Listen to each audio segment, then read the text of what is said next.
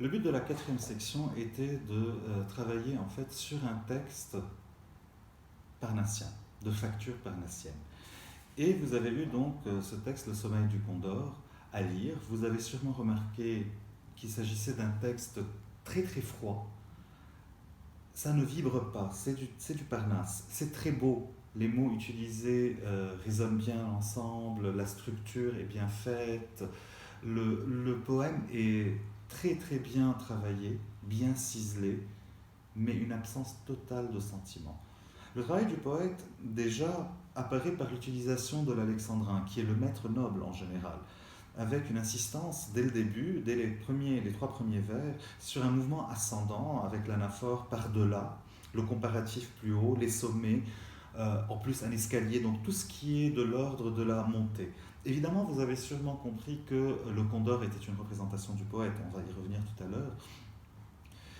Et ce poète-là, ce Condor, n'apparaît qu'au bout de quatre vers. Donc vous avez une multiplication, une accumulation des compléments circonstanciels de lieu qui retarde l'arrivée du sujet véritable de la phrase, qu'est le Condor, qui lui est d'abord dans une position endormie, et vers la fin du poème, vers le vers 23 et jusqu'au vers 26, vous avez cette accumulation, il râle, il agite, il érige, il s'enlève, il monte, qui font en fait du Condor le point focal du poème, certes, mais une sorte de point focal épique, d'un héros épique, donc qui est ici une sorte de héros légendaire. Il n'y en a que pour lui et pour sa grandeur, par opposition à la montée de la nuit. Et évidemment, il y a un indice qui le valorise énormément, c'est sa plume. Vous apprécierez l'homonymie avec et l'allusion à la plume d'un poète, qui valorise ici la qualité du Condor et non sa qualité. Troisième aléa du direct. En même temps, vous avez une insistance sur le Condor comme étant supérieur aux éléments naturels, qu'il dépasse en altitude, même il dépasse le vent. Et donc, elle repasse. Donc ce premier élément important était la poésie parnassienne ici apparaît grâce à l'insistance sur le travail du poète. Un deuxième élément très important, c'est l'harmonie. L'harmonie, évidemment, existe par l'utilisation des mots, par la musicalité qui se dégage de ce poème avec ces rimes assez particulières, A, B, B, A, etc. Mais on a évidemment une harmonie, nous reviendrons sur les types et qualités de rimes dans un autre cours.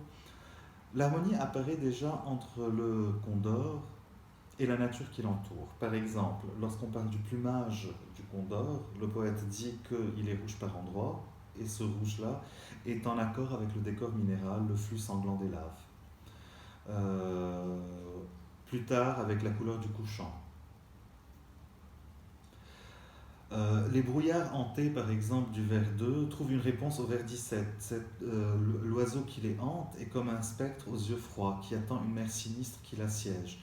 Donc en fait, il y a cette association entre le poète et la nature, qui n'est pas la même que celle dans le romantisme. Dans le romantisme, on a une association où la nature est ici protectrice, elle lui permet d'exprimer ses sentiments, etc. Alors que là, non, le poète est au même niveau que la nature. Et à ce moment-là, un autre aléa qui réapparaît, on va le laisser passer rapidement. Voilà, très bien. Je suis désolé, mais on ne peut pas faire autrement. Si on était en cours, on n'aurait pas ça. L'association du poète à un oiseau est quelque chose que vous allez revoir d'ailleurs et que vous connaissez d'ailleurs, qu'on retrouve chez Baudelaire avec le superbe poème aussi, l'Albatros, où il se compare évidemment à l'Albatros en disant le poète est semblable au prince des nuées, ses ailes de géant l'empêchent de marcher. Ce qui est intéressant, c'est que en fait, l'utilisation de l'image de l'oiseau pour parler du poète est assez particulière, puisque l'oiseau est ici à sa forme de liberté, à sa forme d'élévation, encore une fois, qui est propre à la poésie parnassienne. Voilà, j'espère que ces différentes vidéos vous ont permis de mieux comprendre le document que vous avez complété par vous-même. Je tiens à vous dire que vous me manquez énormément et qu'il est sûr et certain que le prochain cours se fera par Zoom parce que j'en ai marre de parler tout seul à ma caméra. Je me trouve très, très bête de parler ainsi à un objet et vous avez dû sûrement le comprendre, je ne suis pas du tout à l'aise, alors que si je vous avais devant moi, ne serait-ce qu'en image, le cours se passerait de façon beaucoup plus naturelle. Voilà, merci.